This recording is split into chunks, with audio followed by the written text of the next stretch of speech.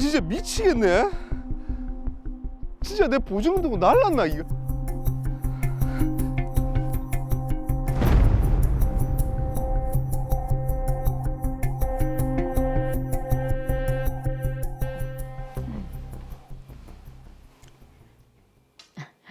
지은 지 얼마 안 돼서 깨끗합니다.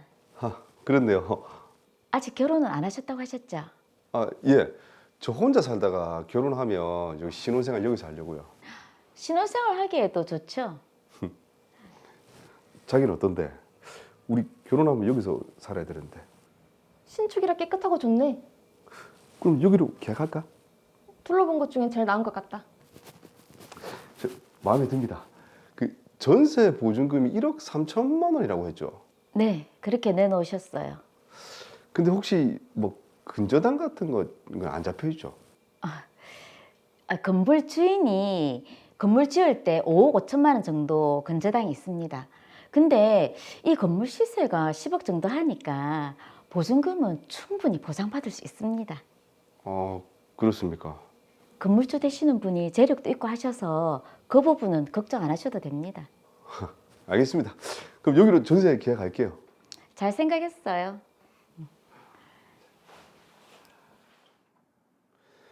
저는 중소기업 취업 청년 전월세 보증금 대출 1억 원과 신용대출 3천만 원을 받고 원룸 잔금을 치르게 됐습니다.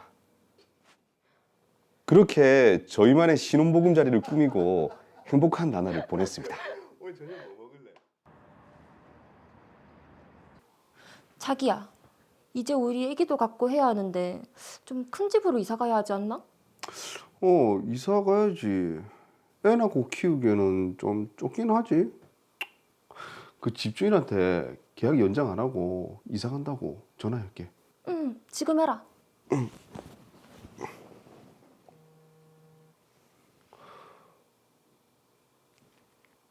전화 안 받네? 바쁜가? 문자 남겨놔라. 응, 알겠어. 근데 임대인과는 연락이 잘 되지 않았습니다. 계속 연락을 기다릴 수만은 없어서 아내의 이름으로 대출을 받고 이사를 하게 됐습니다. 며칠 후에 같은 원룸에 살았던 사람도 비슷한 시기에 이사를 했고 임대인에게 연락이 되질 않아서 내용 증명까지 보내놓은 상황이라는 걸 듣게 됐습니다. 이후에 알게 된 더 충격적인 사실은 임대인이 건물 전체 전세 보증금을 받아서 잠적했고 해당 건물은 경매로 넘겨졌던 상황이었습니다. 그때 분명히 중개인이 보증금 충분히 보상받을 수 있다고 했지.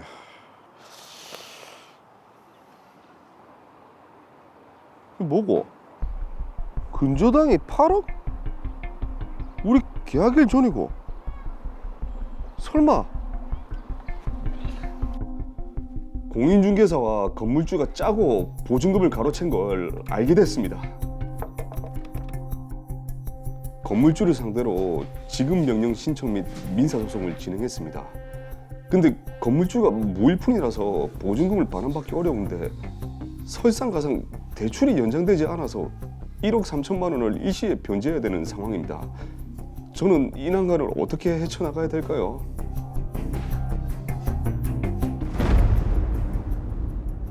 자, 보증금을 돌려받지 못하고 또 1억 3천만 원까지 갚아야 하는 막막하고 답답한 상황이네요. 그렇습니다. 이 나철호 씨가 처한 상황이 아주 막막하고 앞이 보이지 않는 그런 상황입니다. 우선 해결책 드리기 위해서 사건 정리부터 해보겠습니다. 나철호 씨는 자신의 이름으로 보증금 1억 3천만 원을 주고 원룸을 계약했는데요. 그런데 결혼 후 자녀 계획이 생기면서 좀 더 큰 집으로 이사를 하기로 결정합니다. 그래서 집주인에게 계약이 종료되면 이사를 갈 거라고 통보를 했는데요. 하지만 집주인은 답변이 없었습니다. 집주인의 연락을 계속 기다릴 수만은 없었던 나철호 씨는 우선 아내 명의로 대출을 받고 이사를 합니다. 그러던 중 같은 원룸에 살았던 주민도 보증금을 돌려받지 못해 집주인에게 내용 증명까지 발송한 상황이라는 걸 알게 됐는데요. 이에 나철호 씨도 원룸의 등기부 등본을 확인해 봤습니다. 알고 봤더니 공인중개사와 집주인이 짜고 보증금을 가로챈 건데요. 해당 건물은 경매로 넘어간 상황입니다. 나철호 씨는 집주인을 상대로 지급명령 신청 및 민사소송을 진행했지만 사실상 보증금을 언제 반환받을 수 있을지 모르는 상황입니다. 엎친 데 덮친 격으로 대출이 연장되지 않아 1억 3천만 원을 일시에 변제해야 하는 난감한 상황에 처해 있습니다. 네, 나철호 씨가 전세보증금 사기를 당하면서 지금 1억 3천만 원이나 되는 보증금을 날리고 빚만 떠안게 됐는데요. 네. 답답합니다. 이창원 변호사님, 이 사건 어떻게 보셨습니까? 대부분 임대차 계약을 할 때 본인이 가지고 있는 돈 일부에다가 대출을 통해서 보증금을 마련하잖아요. 그렇죠. 근데 임대 기간이 만기가 되면 보증금을 반환받을 수가 있는데 전세 사기를 당한 경우에는 이를 돌려받기가 쉽지가 않죠. 그러다 보니까 전세 보증금 사용 목적으로 대출한 금액을 세입자가 일시에 모두 변제해야 하는 감당할 수 없는 상황에 처하게 되는데요. 하지만 이런 경우에도 개인회생 제도를 활용하면 채무에 대한 구제를 받을 수 있는 길이 열려 있습니다. 네, 이게 그동안 사실 그 개인회생하면서 여러 가지 채무의 유형을 보았는데 이런 전세 사기도 개인회생의 대상이 될 수 있다 이 말이죠. 네, 가능합니다. 개인회생은 실제로 내가 가진 재산보다 많은 채무를 부담하고 있다는 사실만 소명할 수 있으면 누구로부터 돈을 빌렸던 진행을 해볼 수가 있는데요. 네. 나철호 씨도 은행권에서 빌린 대출을 갚아야 하는데 그걸 못 갚는 상황이 오게 되었으니까 충분히 이 사안에서도 개인회생이 가능합니다. 일단 개인회생이 가능하다고 하니까 다행인 일인데, 자, 그렇다면 나철호 씨의 월 소득, 또 채무, 재산 현황을 먼저 알아봐야 될 것 같습니다. 네, 나철호 씨는 월 소득이 약 265만 원 정도입니다. 채무는 은행에서 빌린 전월세 보증금 대출로 인한 1억 원과 신용대출 3천만 원이 있고요. 생활을 위해 만들었던 신용카드로 3천만 원을 추가로 대출해서 총 1억 6천만 원의 채무가 있습니다. 지금 채무의 절반 이상이 전세 보증금 대출이네요. 자, 그렇다면 나철호 씨의 재산은 어떻게 됩니까? 네, 본인 명의로 된 시세 500만 원 정도의 자동차가 있습니다. 예금 150만 원 정도가 있고 현재 거주하고 있는 배우자 명의의 전세 보증금 1억 5천만 원가량이 있습니다. 네. 그리고 드라마 사례에서 제일 중요한 돌려받지 못한 임차 보증금, 즉 임차 보증금 반환 채권이 약 1억 3천만 원가량 있습니다. 근데 이 돌려받지 못한 1억 3천만 원에 대한 그 반환 채권 같은 경우에는 사실 지금 받을 수 있는 가능성이 거의 희박하지 않습니까? 이게 지금 청산 가치, 그러니까 재산으로 평가되면 좀 억울할 것 같은데요. 네, 그렇죠. 억울합니다. 의뢰인의 억울한 상황을 잘 풀어드려야겠죠. 이처럼 특수한 상황의 경우에는 예외를 적용할 수도 있습니다. 개인회생에서 청산 가치는 내가 가지고 있는 재산이나 권리 같은 것을 금전으로 환가했을 때 얼마냐뿐만 아니라 실제로 그것이 환가가 가능하냐를 따져보는데요. 나철호 씨 사례에서는 임차 보증금을 돌려받을 가능성이 무척 희박하지 않습니까? 그렇죠. 이게 보증금을 들고 튄 사람이 무일푼이라고 하니까 정말 네. 돌려받기는 힘들겠죠. 네, 일반적으로 임차 보증금은 임대인에게 돌려받을 가능성이 매우 높으니까 청산 가치의 100% 반영을 하는데요. 보증금을 돌려받기 어렵다는 것을 법원에 적극적으로 소명하면 청산 가치에서 충분히 제외를 할 수도 있습니다. 네. 그 소명 자료로는 수사기관에서 진행 중인 사건의 내용을 제출해 볼 수도 있고 또한 자필 진술서라던가 여러 자료를 통해서 법원에 설명을 잘 해볼 수 있겠습니다. 법원에 그렇게 적극적으로 소명을 하면은 사기를 당해서 돌려받지 못한 보증금을 청산 가치에 반영하지 않을 수도 있는 건가요? 네, 맞습니다. 예. 소명한 자료를 바탕으로 법원에서 신청인이 임차 보증금을 반환받을 가능성이 매우 희박하거나 없다는 점이 인정이 되면 청산 가치에서 뺄 수가 있습니다. 그래서 청산 가치에 반영되지 않기 위해서 사기 피해에 대해서는 적극적으로 소명을 해야 하고 또한 자료 수집을 미리 잘 해두셔야 합니다. 네. 자, 그러면 나철호 씨가 지금 전세 사기로 보증금을 돌려받을 가능성이 없다는 점을 적극 소명해서 이게 인정이 된다면 청산 가치가 어느 정도 됩니까? 네, 임차 보증금을 청산 가치에서 제외할 수 있다면 나철호 씨의 재산은 본인 명의 자동차 1대, 예금 150만 원, 그리고 배우자 명의 전세 보증금 1억 5천만 원 중 절반 정도가 청산 가치로 평가될 수 있을 것 같습니다. 근데 잠시만요. 이 배우자 전세 보증금은 배우자 명의로 담보 대출을 1억 2천만 원을 받았거든요. 그럼 이거는 어떻게 되는 거죠? 네, 그러한 경우에는 보증금을 담보로 한 대출이 있다고 한다면 이야기가 조금 달라지는데요. 네. 네, 보증금 중에 담보로 제공된 만큼은 재산으로 평가가 되지 않습니다.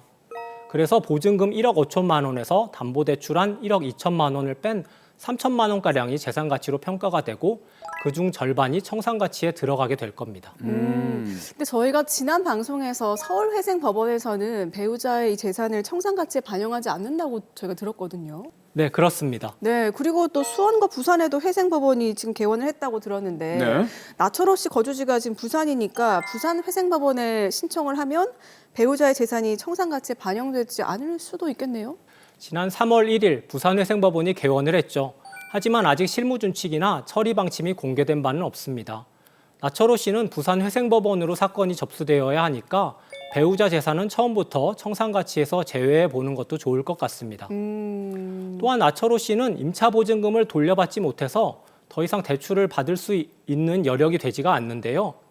아내 명의로 임대차 계약을 한 보증금은 아내가 전액 대출을 받아서 보증금을 마련한 것이므로 보증금을 배우자의 특유재산이라고 주장해서 이를 나철호 씨의 청산가치에 반영되지 않도록 해볼 수도 있을 것 같습니다. 네. 네, 어쨌든 다행히 배우자의 재산을 청산가치에 반영하지 않을 수도 있는 방법이 있다니까 다행은 다행이네요. 네. 배우자의 재산이 포함되지 않고 임차 보증금 또한 포함되지 않는다는 전제하에 결론적으로 나철호 씨의 청산가치는 나철호 씨 명의의 자동차 시세 500만 원가량이 되겠습니다. 네. 아, 그런데 나철호 씨 명의로 지금 예금 150만 원이 있었잖아요. 네, 맞죠, 맞죠. 예금까지 포함하면은 청산가치가 총 650만 원이 돼야 되는 거 아닙니까? 네, 예금 150만 원은 청산가치에 포함이 되지 않습니다. 아, 개인회생에서 예금, 적금, 청약에 들어있는 돈 중 185만 원까지는 면제재산으로 인정을 해주고 있는데요. 예. 개인회생을 하더라도 최소한의 생계 유지를 위해 185만 원 정도는 사용을 해야 한다는 뜻으로 받아들이시면 되겠습니다. 그래서 나철호 씨의 청산가치는 500만 원이 됩니다. 자, 청산가치까지 알아봤는데 그렇다면 나철호 씨의 최종 변제 계획 어떻게 세울 수 있을까요? 나철호 씨의 변제 계획은 소득 265만 원에서 2023년도 1인 가구의 최저 생계비 약 125만 원을 제외한 140만 원을 36개월간 총 5,040만 원을 변제하는 것을 기본 변제 계획으로 세울 수 있겠습니다. 그렇게 되면 약 1억 960만 원을 탕감받을 수 있을 것으로 예상이 되는데요. 하지만 반환받지 못하게 된 전세 보증금도 자칫 잘못하면 청산가치로 평가가 돼서 개인회생 자체가 불가능하게 될 수도 있습니다. 네. 그래서 꼭 도산 전문 변호사를 찾아서 충분한 상담을 받아보시고 진행하시는 것을 권장드립니다. 맞습니다. 부산 같은 경우도 개인 회생 사건이 많이 늘어났다고 네. 그런 기사를 보기도 했는데 맞습니다. 빚이 더 늘어나기 전에 빨리 개인 회생을 신청하는 게 좋겠습니다. 자, 마지막으로 나철호 씨처럼 전세 사기로 경제적인 어려움을 느끼고 계시는 많은 분들께 한 말씀 해주시죠. 네, 전세 사기로 인해서 거주지는 사라지고 보증금 사용 목적으로 대출한 막대한 빚도 모두 떠안게 돼서 너무 막막하실 것 같습니다. 이런 상황에서 사기를 당한 자책감에 자포자기하시는 경우도 굉장히 많이 봐왔습니다. 이런 분들은 꼭 개인회생 제도를 활용해 보시길 바랍니다. 도산 전문 변호사와 함께 하시면 개인회생을 통해 얼마든지 제기를 하실 수 있는 길이 있으시니 자책은 뒤로 하시고 적절한 도움을 받으셔서 소중한 삶을 계속해 나가셨으면 좋겠습니다.